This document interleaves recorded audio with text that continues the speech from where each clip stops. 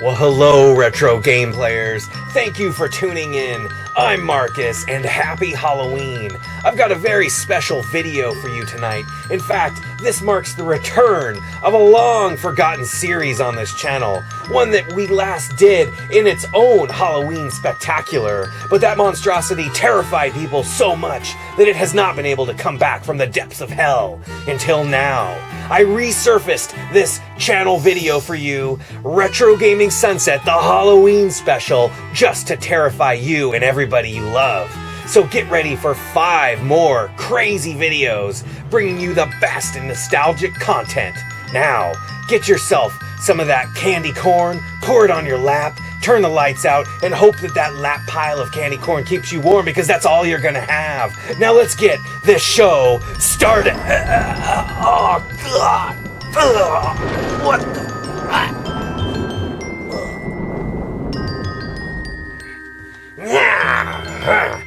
Oh, hi.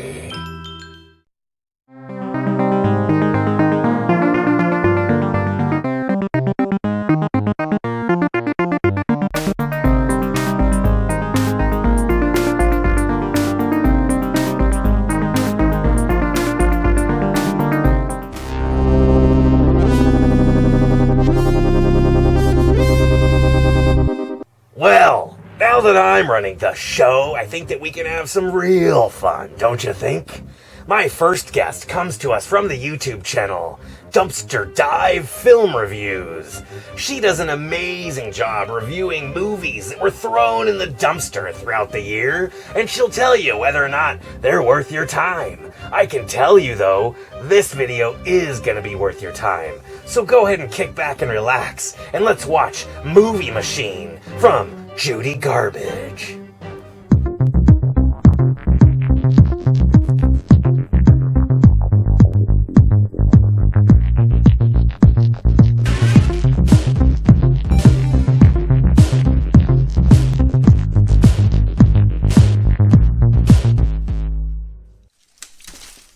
Hello, you lovely retro game players, and welcome to this edition of The Movie Machine. I am Judy Garbage from Dumpster Dive Film Reviews, and I just pulled this ditty out of the dumpster out back. What do I even have here? Carnival of Blood. Oh great, that probably means clowns. It always means clowns. Ah! Where did you come from? Will you stay there? 1970s Carnival of Blood stars Earl Edgerton, Judith Resnick, not the astronaut, Martin Baralski, bunch of other people we've not really seen since, and the most prolific set of boom mics in the business. Oh, and a couple of crew members. This is also the film debut of one Burt Young, whom you may know better as Paulie from Rocky or Curly from Chinatown. He's listed in the credits as John Harris, so it's very possible he's trying to distance himself from this film. But that's him. That is totally him. Carnival of Blood is directed by Leonard Kurtzman, a very busy adult film producer and director. Although for his adult films, he usually goes by the name of Leon Gucci or Leo the Lion. Rawr. What we're in for with Carnival of Blood is pretty much summed up in the opening credits sequence. Grainy footage of Coney Island Amusement Park with an unknown folk song as a soundtrack. An improvised argument between an excruciatingly irritating woman and her annoyed husband. The sound of a heartbeat over the credits with the woman's disembodied head silently yelling at us. It all ends with a fake head being chopped in half. That pretty well sums it up. Basically, the plot is there's a serial killer running rampant at the amusement park. The first victim is the woman arguing with her husband during the opening credits. She gets decapitated in the House of Horrors ride. After the first murder, newly promoted Assistant DA Dan tells his fiancée Laura that he's concerned because the murdered woman's description sounded exactly like her. Like me? Well, let's compare. Both women. Both blonde. Both kind of skinny. Long hair. Short hair. Stops talking sometimes. Constantly whining. Has a head. Has no head. They're practically twins. Dan tells Laura that he might be assigned to the case, and that means he wants her to come with him to the park to investigate. But it could be dangerous. Honey, you'll be safer with me than home alone. But she's not alone. She's got the boom mic guy in the apartment with her. Unless the boom mic guy's a murderer, he does get around a lot in this movie. The second victim is this drunk sailor's girlfriend, hooker, whoever she is. She begins making fun of him and also very quickly becomes irritating. The killer takes this woman out under the docks by slowly stabbing her. After she dies, the killer takes out her intestines? Presumably something that's supposed to stay inside the body. The third victim is this reject from a John Waters film in a horribly fake blonde wig. What do you know? She is also one of the most annoying women to walk the planet. Should I be rooting for the psycho killer? I feel like this movie's doing it wrong.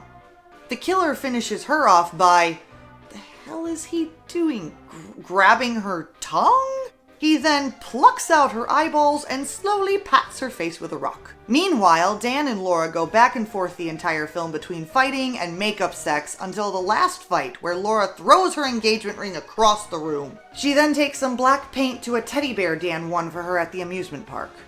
You could say she sees a red bear and wants to beat it glad. Shut up, Mick Jagger, you're stealing my jokes! The film builds up to a pretty predictable ending that tries to be psychological and deep. Something's deep here, it's just not the film's insights. It seems pretty obvious to me why I had to dig this film out of the dumpster to find it, but one man's junk is another man's treasure, am I right? If you're the kind of person that's fascinated by the so bad it's good kind of horror film, then look no further for your next riff fest than Carnival of Blood. This film offers it all for the Z horror film fan. Flimsy plot, low budget effects, a boom mic as a reoccurring character, improvised scenes, bad acting, editing that's only marginally better than Manos the Hands of Fate. I'd go so far as to say this film is so bad, it's scary. Just not the way they intended for it to be. I will say one good thing for this movie, no clowns. Except maybe for this laughing animatronic. But the case could be made that it's not really a clown so much as a lost cast member from a community theater production of Oklahoma. So we're gonna say no clowns in this film. Good job, movie. Another good thing you could say about this movie, I guess, is it has a decent moral. The moral of this story is if you are an irritating person at a carnival, you will die. So just don't be a dick, that's all. Except to clowns. You can be dicks to clowns. Because they are evil! Yeah, I'm talking about you, Toothy. Yeah, ha ha ha. You don't like that, do ya? Do ya, Toothy? No, you want me to stop, don't you? I'm not gonna stop.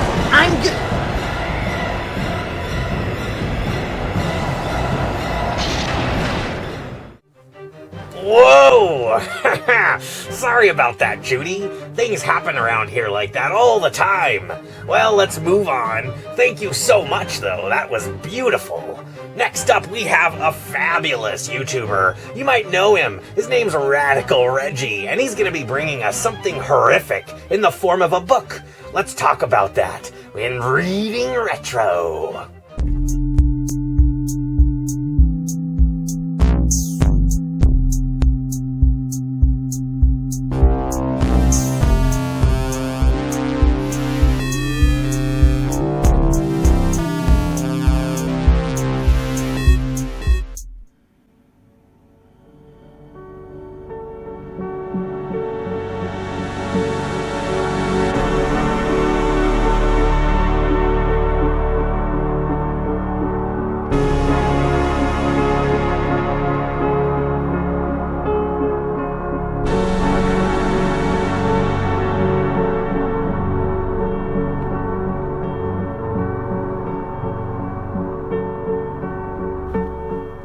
Welcome to Reading Retro.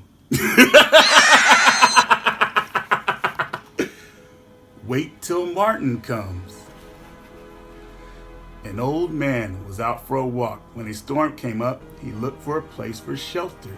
Soon he came to an old house. He ran up to the porch and knocked on the door, but nobody answered.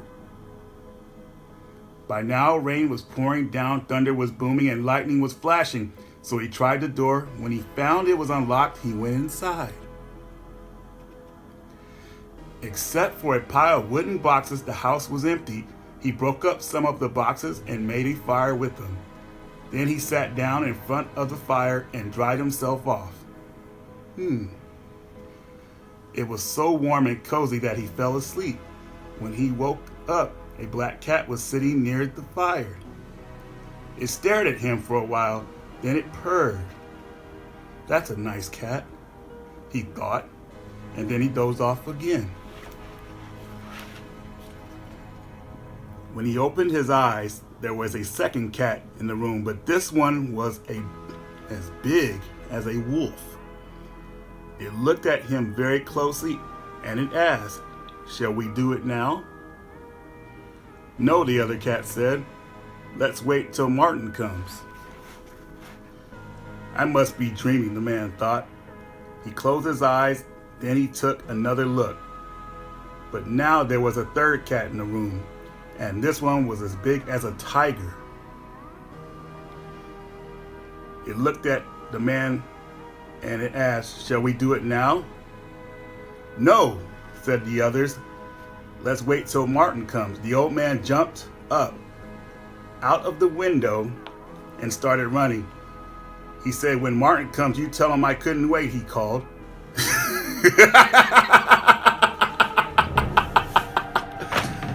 Thank you for watching this episode of Reading Retro. We'll see you next.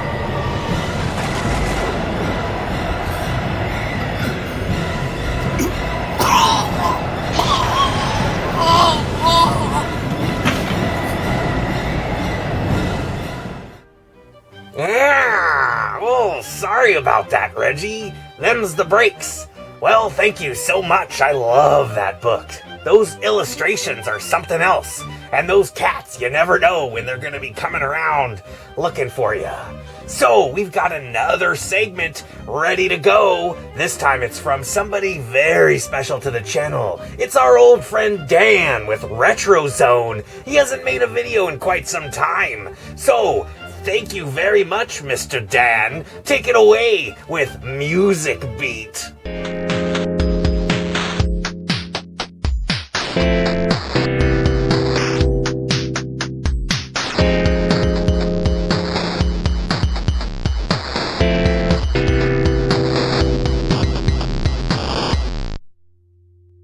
Okay, there's nothing out there. I think we're safe for now. Hey guys, welcome to this edition of Music Beat. My name's Dan, I'm from the YouTube channel Retro Zone. Now, you may be wondering to yourself, why are you so terrified? You're only doing a review. Well, last year when I did my review of the Halloween tree, I was in a spooky library and some ghost just came out and scared the bejesus out of me.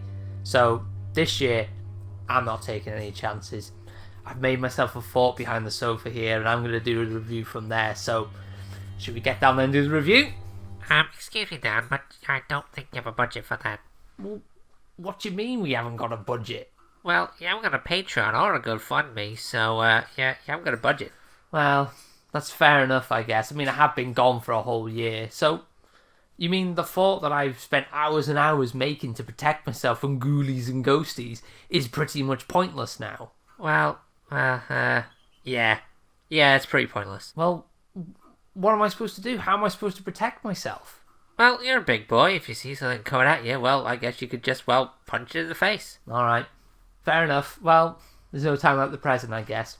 Well, Marcus asked me to do Music Beat and to cover something horror-related. Well, at the end of the day, it is a spooky time of year, I guess.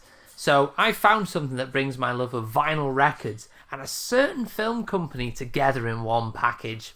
So, let's take a look at the Hammer Horror Classic Themes Collection. I've said this in many videos on my channel, and I will probably say it 1,000 times more, but I love Hammer horror films. These were pretty much my introduction to horror as a child, and they've stuck with me ever since. If you aren't aware of Hammer, let me give you a very quick rundown. Hammer Productions was born in 1934 by William Hines, and they had some moderate successful films but nothing to write home about. Things changed in 1955 when they were given the rights to adapt the BBC sci-fi serial The Quatermass Experiment. When the film was released, it was given an X rating, as that was the standard for horror films at the time. So Hammer cashed in on this and spelt experiment with an X. In 1957, they were given the rights to Mary Shelley's classic Frankenstein, and Curse of Frankenstein was born.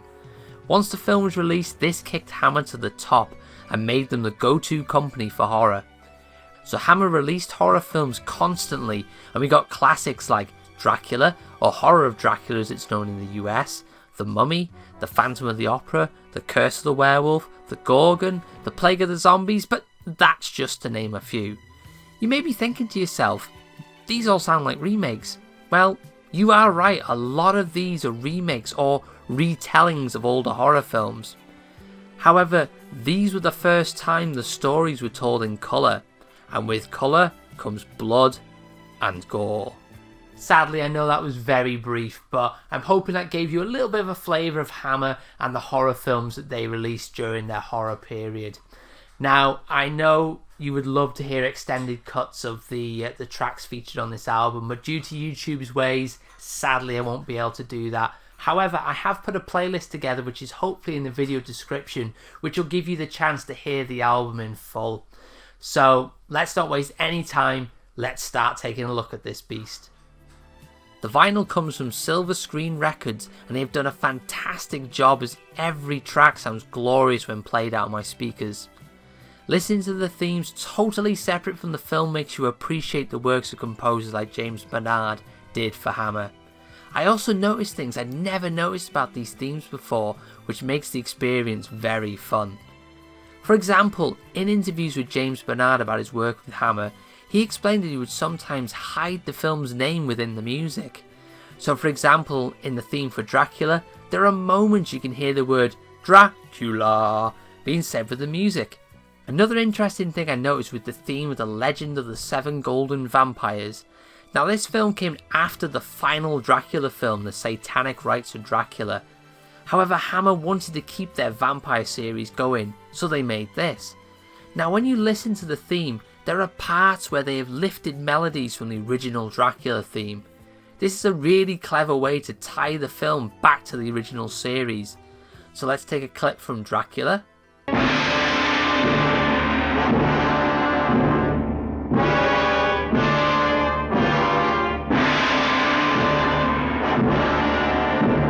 Now let's listen to a clip from the Seven Golden Vampires.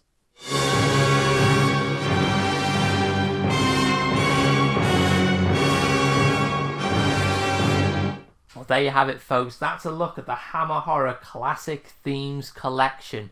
It's not a perfect release by any stretch of the imagination. I mean, there's one massive omission from this. Where is the Curse of Frankenstein theme? Why cut something so iconic and something that kick-started the Hammer Horror franchise? Well, there must have been a good reason for it, so I'll give them a pass on this time. But if you're a Hammer fan like myself, I highly suggest you search this out and grab it. It's also available on CD, so if you're not into vinyl, you've got that option as well. But I really hope this hits Apple Music at some point, because I'd love to be able to listen to this in the car on the way to work, or whatever else it is that I'm going to do in the car. So there you go, folks. If you're a Hammer fan and you love listening to, even if you love listening to movie soundtracks, pick this up. It'll be perfect for your Halloween parties and just for the Halloween season. So a massive thank you to Marcus for allowing me on the channel again, and I think I've pretty much gone away with this. There's been no spooky goings on. I haven't noticed anything strange while I've been doing this. So one last thing to say, happy Halloween.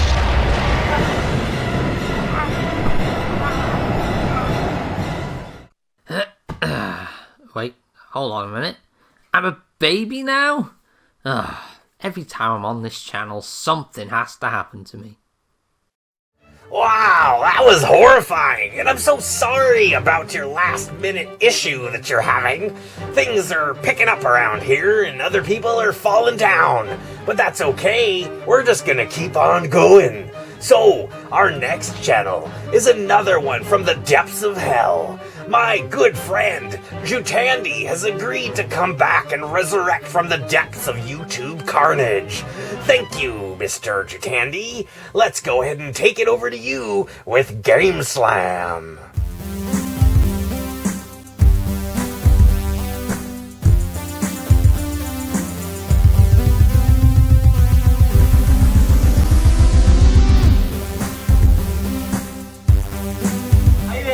name is Jutandy and welcome to Game Slam. Before it gets started, happy Halloween and thank you Marcus for having me again on Retro Games Sunset. This always is awesome to be part of, and again, thank you so much. I will get right to the point. I will talk about one of my absolute favorite video games of all time. It's Resident Evil. I'll start with the first game. This was my first Resident Evil game on the Sega Saturn. This is like the European version. It was cut, but I enjoyed it so much. And yeah, this is one of my first Sega Saturn games and one of my absolute favorite games back then. But fortunately, I switched from Sega to PlayStation 1 back then, and they released Resident Evil Director's Cut. You can see it's the German version. Back then I lived in Germany. It's totally uncut except one scene, the first encounter of the first zombie in the game, where there's zombies like in the hallway feeding off a human being, and you see like a severed head falling on the floor, turning around, and you see like flesh eaten off the face. Woo, brutal! And yeah, that's the only scene that's cut from this, but except that, it's uncut. You can see I even have 2 copies of that. Yeah, it's awesome. And then came like a great follow-up. I have a t-shirt of this game, I have a poster here. This is my absolute favorite Resident Evil game of all times. As soon as I talk about games, I tend to talk about this game. Resident Evil 2, amazing follow-up. I love this game, it's my favorite. And I'm pretty pumped because this game will have a remaster soon on the PS4. Maybe it's out there already. This is the PAL version again, PAL version. It's uncut, fortunately. Love this game. Then came a follow-up, which was great. Resident Evil 3 Nemesis, I liked it back then. This was my very first English copy of a video game ever because the German version was cut. It had like grey blood and it was terrible. So this is like the English version of Resident Evil 3. And I will just talk about the core series, the main games, not like tie-in games. The only tie-in game I played was Resident Evil Survival. I liked it back then, but I haven't played any other tie-in games. Because, yeah, they never appealed to me as much as the core series. The only tie-in game I will include is Resident Evil Code Veronica. It was first released on the GameCube. Back then I didn't have a GameCube. This took me a while and I was so happy to get this. You can see that's Resident Evil Code Veronica X, and this is the Platinum version of this game. It's uncut, it's the PAL version, and I think after Resident Evil 2 this is my second most favorite game of the whole series. It's just so atmospheric, it's great, lots of zombies, it's pretty amazing. Next game is, oh, wrong one. Pretty hyped one. Some consider it the best Resident Evil game in the series. I would disagree. Back then I really enjoyed it. It was pretty cool, especially the beginning when Leon Kennedy arrives in the Spanish village. But for me it's a little bit overhyped, and the more I progressed in this game, the less I liked it. Again, they went from zombies to like a parasite, and again, it's not a bad game. I really like it. This, by the way, is like an Austrian version because the German version was cut again. It took me a while to get this. I played this game like 2 weeks after it was released, but yeah. I still have this copy from back then. I love this game, but not as much as the first 3 games. Now to Resident Evil 5 and 6. I used to have a copy of 5. I played it on the PlayStation 3, but this is the game where Resident Evil lost me, kind of. I liked the beginning, the first hour of the game, but the more I progressed, the more I hated it, to be honest. It wasn't a bad game, but it wasn't a good game. It was a mediocre, average game. I never played Resident Evil 6 because of 5, because I saw the trailer, the gameplay, and I wasn't like interested in it at all. I didn't like that they split different characters to different campaigns. Didn't like that it still had like the parasite thing going on, and it was like lots of action. And again, I'm more fond of the survival horror and especially the zombies because I love zombies. But then came Resident Evil 7 and I was pretty hyped because they went kind of back to the roots. No zombies, unfortunately, but it was like such an atmospheric game. It's close, it's tight, it's terrifying, claustrophobic, it's brutal. It's like a first-person view. You definitely have to play this. It's a really great game. I love the PT demo on a PS3. And this kind of reminded me of PT, so I love it. And it's a German version, it's uncut.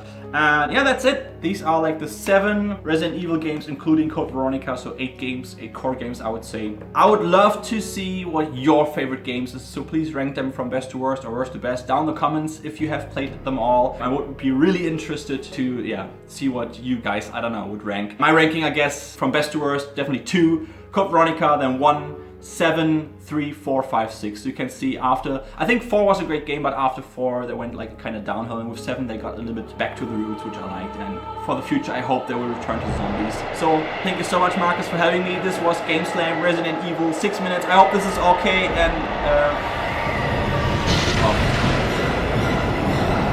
I don't feel too good right now.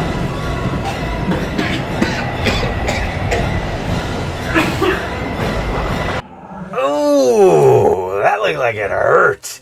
Everybody, please go follow Jutandy on his Twitter account. I'll be putting it in the description below. But I have to tell you, good sir, Resident Evil is also one of my favorite games of all time, and I love that you've played pretty much all of them.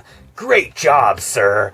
Excellent to see you back here. Here's to next year. Now, before we close out the show, we have one more special guest. In fact, this is a brother and sister duo.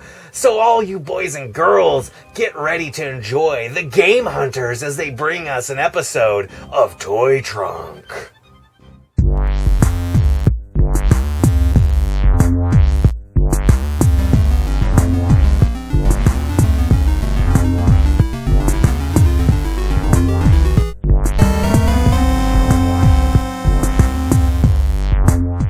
Thanks so much, Marcus. I'm COE33, and this is my sister Leaf. Hey, Marcus! We're the Game Hunters, and we're here with another segment of Toy Trunk. We have a pretty cool toy to share, don't we? It's more of a statue, I guess you would call this. Here we And go. this is from the Colonial Marines for the PlayStation 3 Collector's Edition. And it's one of the power loaders from Aliens fighting off a alien there. And this is actually why we picked up this collector's edition, to get this statue, because we're both big fans of the Alien franchise. Oh, yeah. Aren't we? We've seen them all. We marathoned the Alien movies recently, didn't we? We sure did. And so we've seen them all the way up to the latest one, Alien Covenant, which...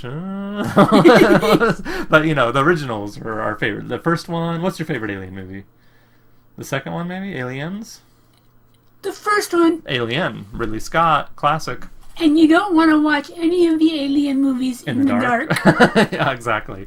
And this is a really nice statue. It's detailed. Why don't we put a little B-roll footage in right now so you can take a look at it. And it's got a really cool xenomorph attacking the power loader. And I wish it had Ripley in the power loader, so that would be kind of reminiscent of Aliens at the end of the movie when she's in the power loader fighting off the Queen Alien. That's one of my favorite sequences in movie history. But since this is from Colonial Marines, they went ahead and did one of the characters from that game. And but the statue has nice detail. It's a really good paint job on it. And I quite like it. What do you think? Do you like the statue? Uh-huh. So that is Toy Trunk. And, oh my god. What is this?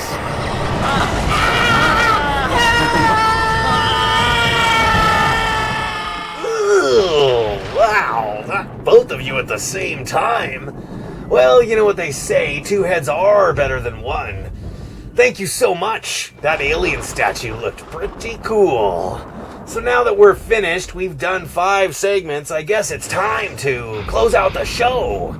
Thank you for every one of my special guests. Hopefully they'll make it to next year's episode. And thank you for watching this Halloween special of Retro Gaming Sunset. Please stay tuned, as you know there's going to be more crazy videos coming up. Until next time, you know what to do. You keep that shit retro by watching previous videos of Retro Gaming Sunset later on.